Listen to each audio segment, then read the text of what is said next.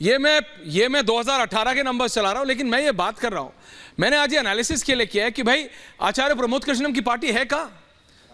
मध्य प्रदेश में शिवराज सिंह चौहान अगर 18 साल बाद टक्कर दे रहे हैं अभी भी, तो कमलनाथ जी को समझना पड़ेगा कि हो क्या रहा है। और छत्तीसगढ़ में अगर आपने भूपेश बघेल को इतने सब करप्शन के बाद भी जो अब निकल के आ रहा है सुधांशु जी, अगर वो उनके नंबर ज्यादा हैं तो उसमें कहीं ना कहीं बीजेपी की मतलब इंटरनल पॉलिटिक्स की वजह से, क्योंकि आपके क्षेत्रीय नेतृत्व बिल्कुल वनवास में था इतने लंबे समय से। सुधांशु जी,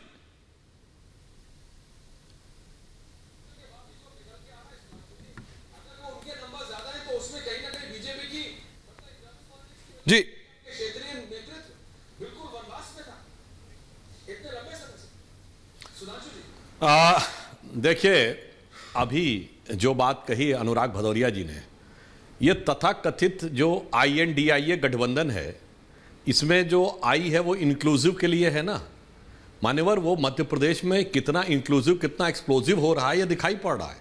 मतलब बकौल कमलनाथ, अखिलेश वखिलेश, बतौर समाजवादी पार्टी छुटभैया नेता, अब आइए साहब वहां से लेके चिरकुट पार्टी और चालू पार्टी, कितना सुंदर समन्वय है मान्यवर। ऐसा आपको अद्भुत समन्वय किसी गठबंधन में नहीं देखा होगा कि मतलब ये सी के चक्कर में फंस गए हैं। बताएं क्या सी है? करप्शन है, कास्टिज्म है और कम्युनल पॉलिटिक्स है। तीनों पे दोनों पार्टियों के बराबर की हिस्सेदारी है। अब एक दूसरे को चिरकुट और चालू कह रहे हैं।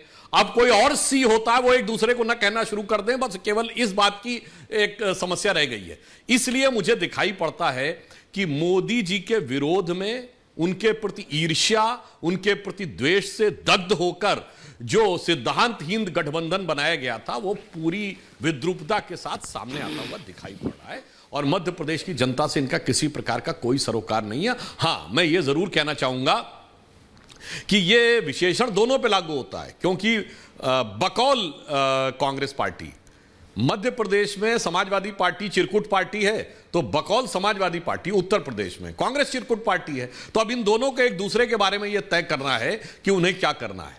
वास्तविकता यह है कि जनता के बारे में जनता का मन एकदम साफ है। पिछले 20 वर्षों में, विगत 1.5 वर्षों को छोड़ दिया जाए तो लगभग 18 वर्ष भारतीय जनता पार्टी की सरकार रही और मध्य प्रदेश विकास की जिन ऊंचाइयों पर पहुंचा है, मतलब मैं आपको याद दिलाना चाहता हूं, हमारी सरकार आने से पहले 44,000 किलोमीटर की सड़कें थी, छोटी बड़ी सब मिला के अब 4,10,000 किलोमीटर की सड़कें हैं।